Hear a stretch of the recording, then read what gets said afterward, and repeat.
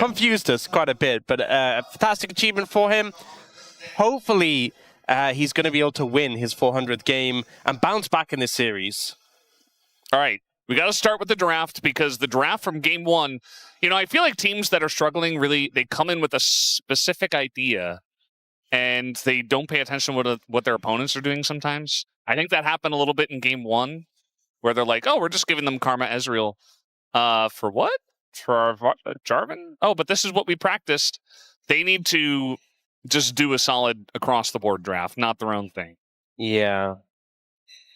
Seeing some of the bans, I mean, Varus, Rumble, obviously high priority. It seemed like KT were really gearing up to try and get the hands on the Jace with the Yorick ban, but obviously other stuff was prior in the first 3 last draft, so it did end up getting banned in the second rotation.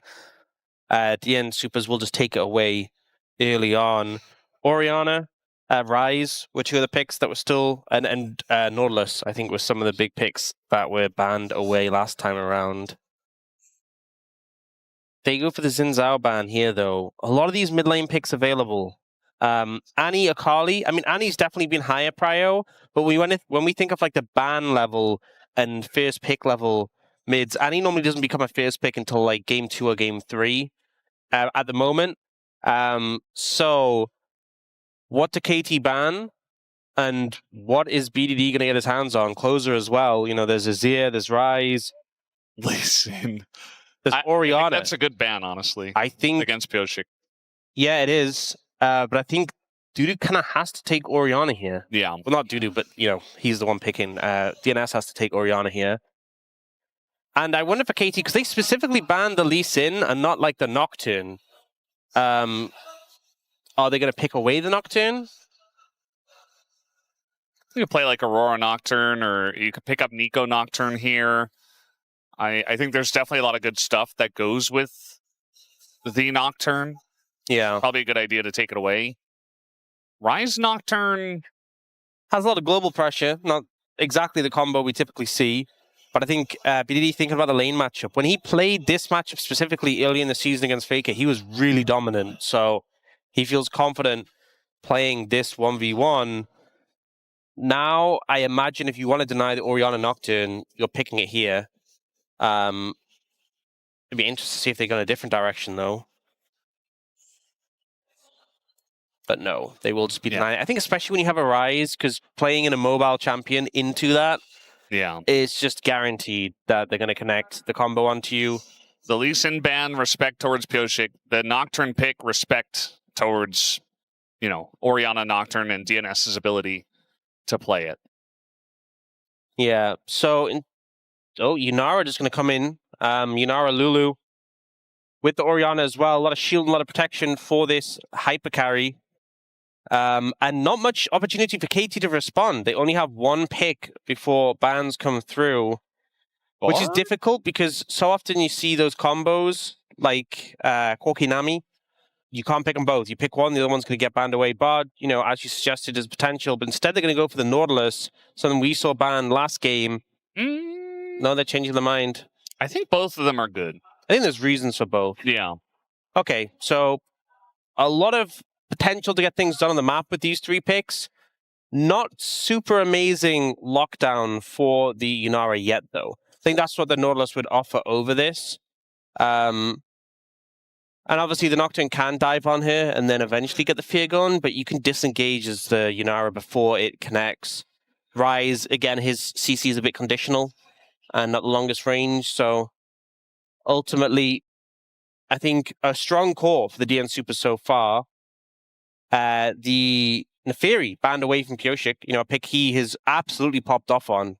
Some of the biggest wins this year have been with him on that champion. It's OP Rumble and a bunch of Pyosik champions. That's what they're banning. It's like, these are the only problems we have to deal with the second pick. And I don't think they're wrong. To be honest, I'm not sure what else you would ban here. Like this Vi or Wukong are kind of the junglers that are left available, that are like in the meta, that can kind of set up the Orianna well. They take out the Wukong. There is still the Vi left available in theory, so maybe Pyosik just picks that one up. Vayne going to come out as a ban away from Perfect. I imagine it's just going to be an AD carry pickup. They're going to leave that counter pick, so I think the Vayne ban makes sense. You could. We know Jhin bot is very popular, so could just go that. And it looks like they will, especially with the setup from the Nocturne as well. You can just open up on the enemy team. And Pyosik is just going to go Vi. Top lane for DuDu, you know, does he just pick a tank? I think you can in this draft. I think you have the DPS. Just a bit more frontline, I think, would go a long way.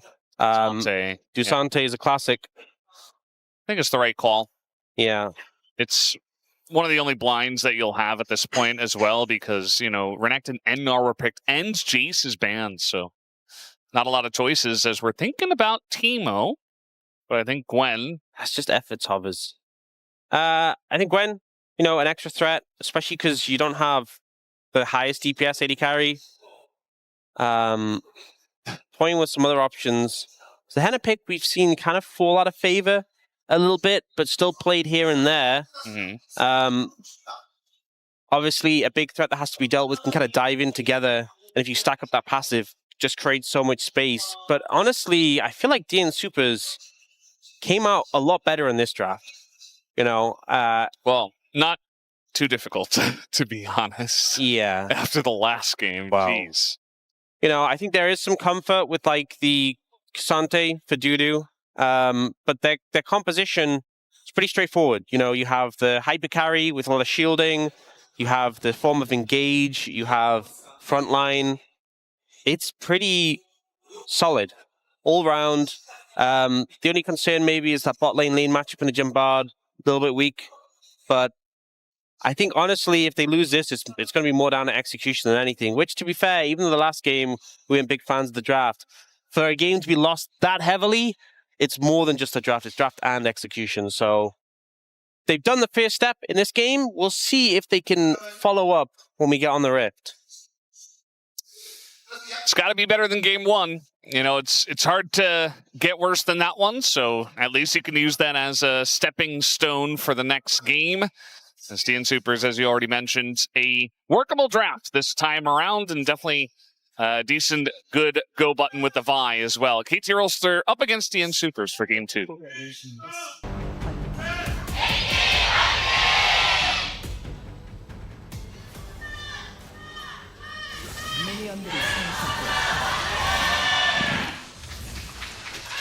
Wait, that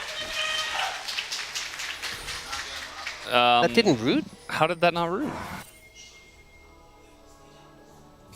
That was so weird. We were in the middle of the fan chance and we jumped into it. I was like, oh, he's rooted. And then he just didn't get rooted. Maybe it had been too long since the last damage? It's pretty hard to read, like, just really straight into it, so it's hard for us to know. But, well, I mean, good for DNS. I thought they were about to lose a flash on their mid laner going into lane. And fortunately, they are okay.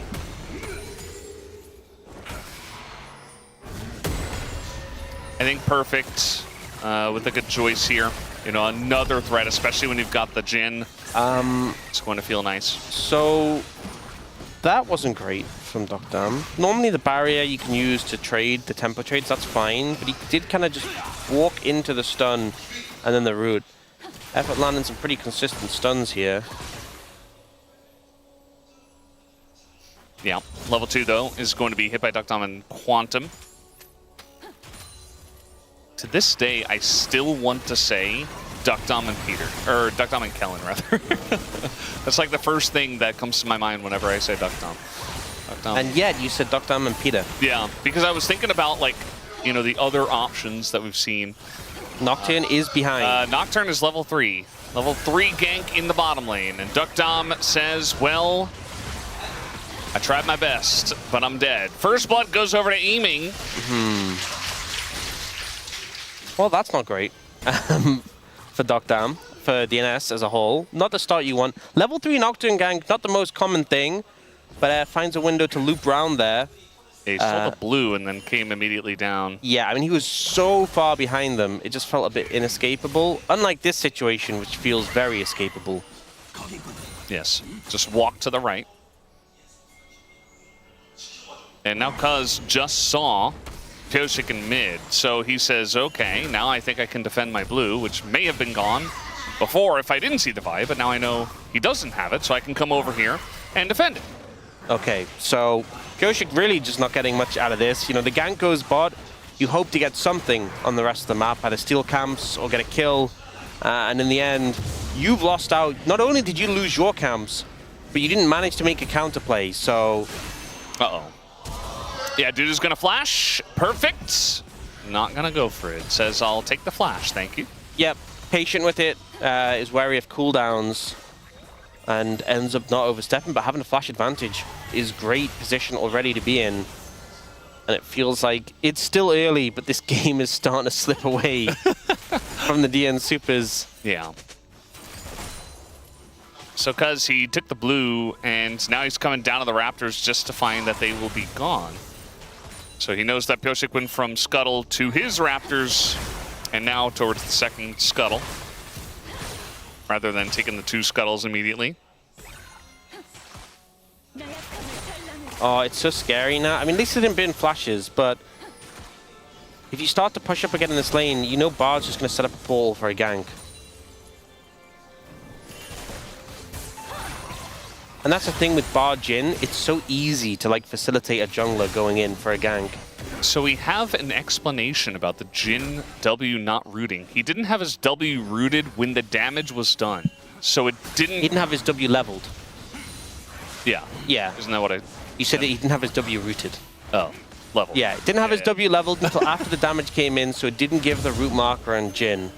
That makes a lot of sense. Okay. So if it skilled the W a little bit sooner, would have gotten the root off. But I guess there's one of those situations where it was like, hey, you can W. So he skilled it, W'd, and then it was already too late, though. Had to be there for the initial damage. So, yeah. Okay, thank you, production, for letting us know. There was a shield after the fact. I had seen that he had taken damage, and then there was a shield, so I thought, okay, there was damage done. He should have been rooted, but actually, maybe there was extra damage later after the W was leveled, but at that point... I think he might just leveled into shoot instantly. Yeah. Either way, that is why there was an over. So we have the explanation. It's nice to know. That was going to haunt me. Unexplained mysteries. Okay, Pyosik just going to bully out effort a little bit. I mean, all in all, even though the lane started a little bit rough with the gank, they're not doing too bad. Deokdam bought a cull, he's kept up in CS. He's going to be okay. Shielded through all that damage.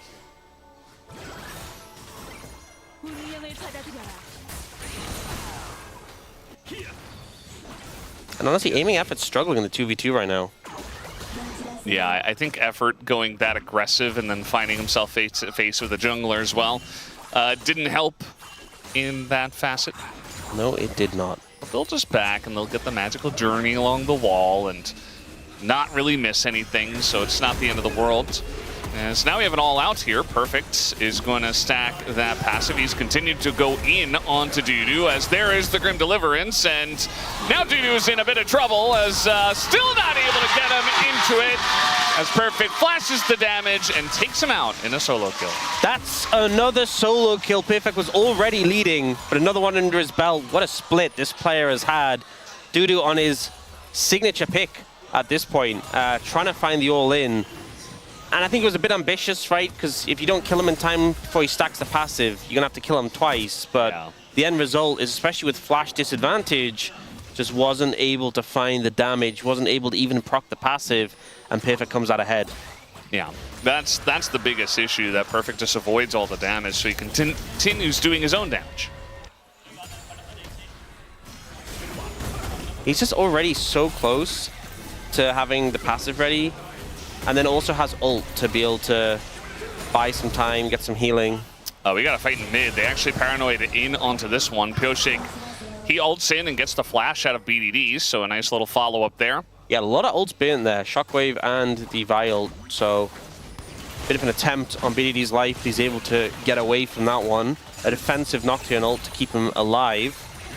But it's still very positive for KT as of now, even though we have the Ryze down summoner spells. We're kind of skirmishing again up there in the top lane. There is no all out this time. And Perfect, he's got a big wave on him, so he's just kind of holding on to it, actually. He's continuously taking these trades, might as well, after you just got a solo kill. They're going in onto aiming, he gets polymorphed, and the ult comes through from deokdam, but it's not quite enough damage, and now aiming gets the root and opens up the curtains, and a flash has to be used just to get deokdam out, and the third shot hits Quantum into a flash, and oh, that was so close. That was so close. Eamon was waiting for some setup to give him that fourth shot. Yeah, in the end, that really well. The flash comes through from Quantum. One of the dangers playing into Jhin, if you get low going aggressive, but he gets out, he can just turn it around. Pyosik's in the vicinity, but they opt to not go for the dive here, which I think makes sense. Low health bars. That being said, Quantum did hit level 6. That ult is available.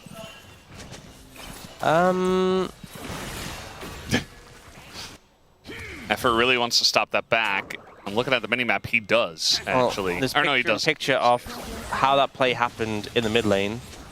So Shockwave came down from Clozer, then it was KT going aggressive, then it was the Vial in return. So a lot of back and forth between the two mid jungles.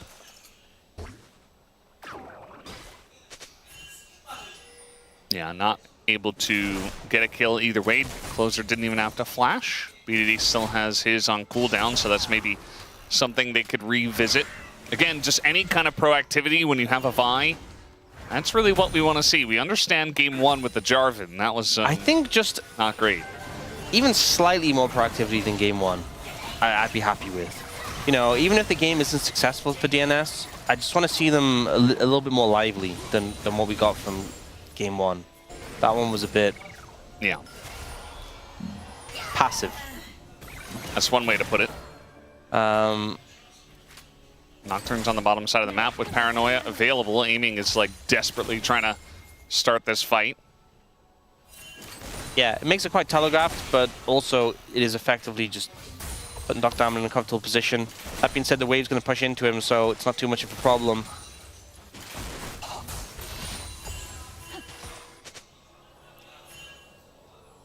And yeah, again, not the fastest pace of game, but it's still KT with a pretty sizable lead. I was going to challenge the Raptors here. Yeah, you got some of the popcorn chicken. I do think that, I think it was Wolf who talked about KT's style, how it's very much the opposite of Life eSports in terms of kind of how controlled they're trying to play it all. You can see a bit of it here, you know, they're trying to go for plays, but nothing they do ever feels like it's over the line. Like they never go too far, whereas almost everything that eSports do feels like it's over the line. Yeah. Although they have, you know, I think they've become a little bit more controlled, HLE, in the chaos. Game 1 today was more controlled than game 2 just was a bit chaotic again. Yeah. So game by game, steps. It can change. But hey, maybe they don't want to change overall. Maybe it's not baby steps. Maybe they want to be... They said they wanted to keep up with Kanavi, so... Right now, though, for KT, they have so much vision on the bot side of the map. Effort is just running around, putting wards down. And Pyosik has certainly been spotted going into this brush. He's trying to set up a play here. Oh, just gonna catch them both! Oh no! As they both have to flash out of this one, but the amount of roots that they have into the Orianna is just way too much, as they do kill him under the turret, and a fourth shot also hits Pyosik. And that's right before the Drake is about to spawn, so KT looking at another one of these double dragons. I mean, Effort sets up all the vision in the enemy jungle. Like, you can see there's 3 wards up, so he has control in the area, and then lands this flawless Bard ult into the setup, and the whole team's there. The Jhin gang from a distance, everything they needed to take down Clozer. They also got flashes from the enemy mid-jungle. If that's the sort of controlled play they're doing, then yeah, I mean, that is how you win games. Yeah. Uh-oh. We got an all out here once again. Perfect says, okay, I'll respect it this time. I don't quite have the lead that I did last time in health. So he backs away. Also doesn't have that first item complete. It's also, it feels miserable to Xante because you... Oh, no. Yeah, he is about to get his flashback. Just did. There it is. As looks like with Pyosik there, it should be enough. And now Cuzz maybe a little bit too deep on this one as the follow-up comes in from the Yunara. And they do get him at the end of the day. BDD says, I don't need Realm Warp. I'll just run this one off. So that's an overstep, and Dragon is available. Why didn't they just do the Dragon? I guess they wanted to reset and buy for deokdam, and Clozer has a big wave he's going to answer in a second. So I guess the timing just wasn't great. I think they weren't necessarily expecting to find Pyosik in that manner. This all was great though. Catches the Vi at the end. They both flash, but the Q already connects on the Orianna because the timing's good, so Clozer ends up going down regardless. The fact you burn both summoners and still get the kill is really good. Here though, the stun doesn't quite connect from effort, and we see that Quantum's able to flash away and the turnaround comes in. It's crazy that he kinda almost gets out there as well. I think, you know, eventually the Orianna comes over and just gets the kill, but he just barely does go down. Cuzz is going to start up the Dragon now, and I was watching the replay. Aiming was, in fact, not there when they went for that play, so I think, yeah, they were just kind of waiting for aiming, and they found a little Lulu and tried to make a play, and it did not go well. So they're just going to give over the Dragon. Not looking to contest it at all, which feels...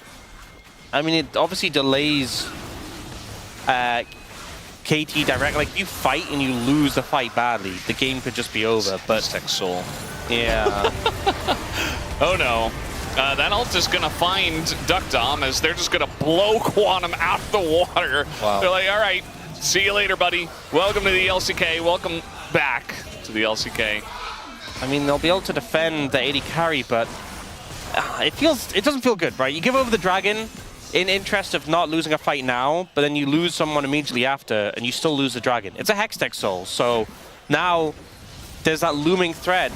You gave away those two Dragons when I honestly think you should have looked to fight. Oh, they're going. Diving, aiming, and maybe they get this kill. Maybe. Oh, and they don't. Flank. They don't get the kill on aiming. Oh, that's a big deal. The TP flank comes in. Perfect was just waiting for this opportunity in this game. And he's going to get the knockback here onto Clozer. Little slow does come in, but the Grim Deliverance picks up the kill and knocks him down. And now Perfect is just, he's flashing in. He wants more. He hasn't had enough action up in the top lane. And, well, he's just going to walk that one off, Pyosik. Meanwhile, BDD's just getting plates. And I think KT have done it again. Yeah, this game, absolute stomp. I mean, the one thing I can say is at least DNS got a kill, so it's not a perfect game. But yeah, again, you know, they didn't fight the Dragon.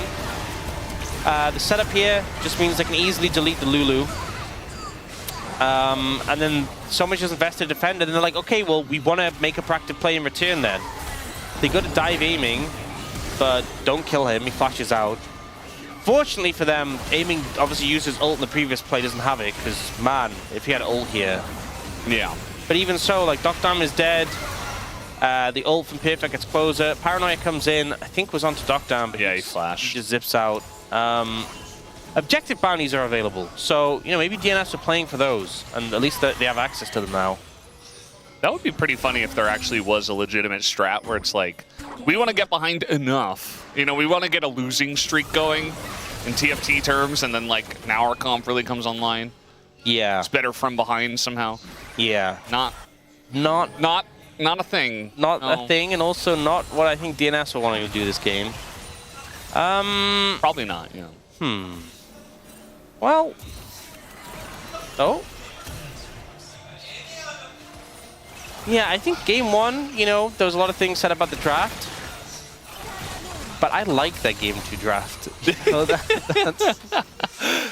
So you could draft well, you could draft poorly, but the game looks the same. What does it mean? Yeah. Maybe there's more to League of Legends than just the draft. Yeah. I mean, KT is just such a strong team. Like, we talked about this a lot. We already kind of beat it to death. This is first versus 10th. Yeah, so, it's first versus 10th. You know, what else do you expect? I just want to see DNS do something more. You know, you have tools in your kit. You have the way to engage. You have a Yunara Lulu. And the Yunara at least has some items. That being said, Perfect is mega ahead in this top lane matchup. Like, actually insanely ahead. Yeah. Where's all that money coming from? He got a solo kill. He got another kill down in bot. He's yeah, but ahead on 2,100. He's not that far ahead in farm. Well, his team has gotten some turrets. Yeah.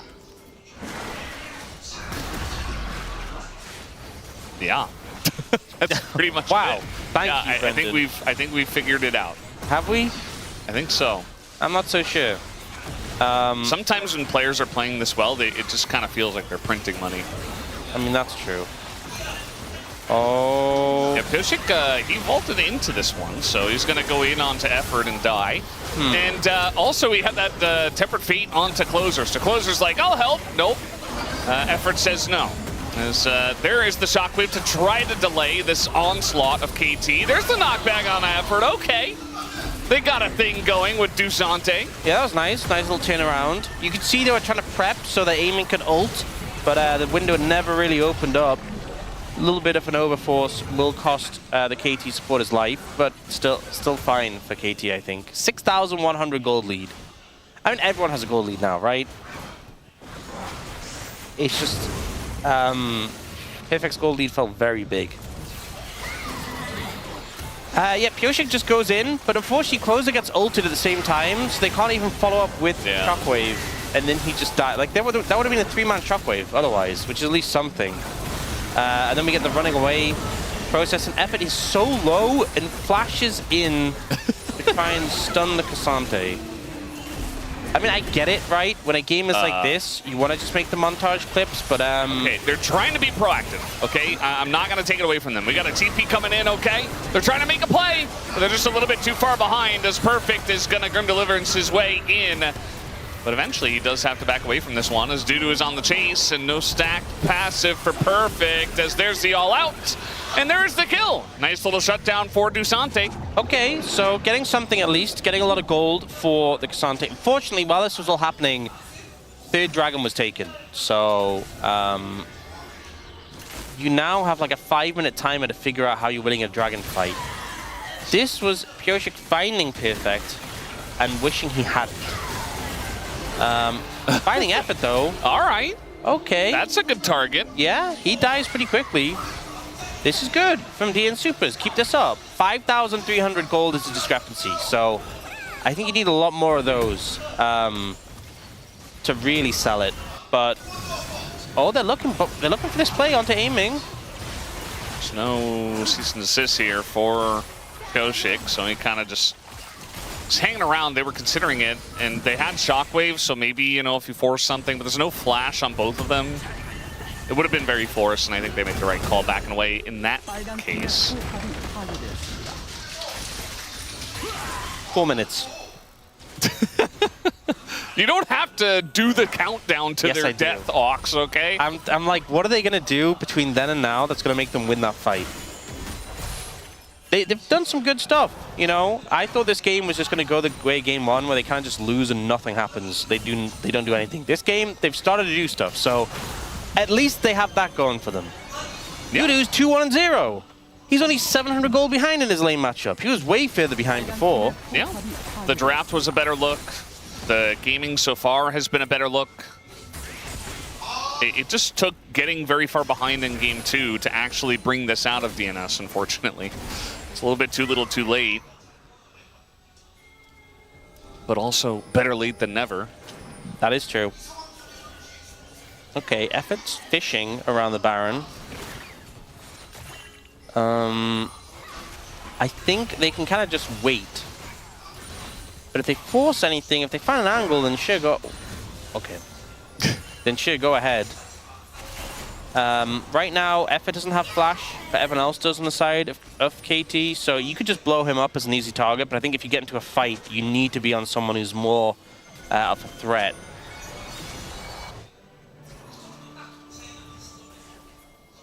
You can see they are slowly getting some vision on that Baron.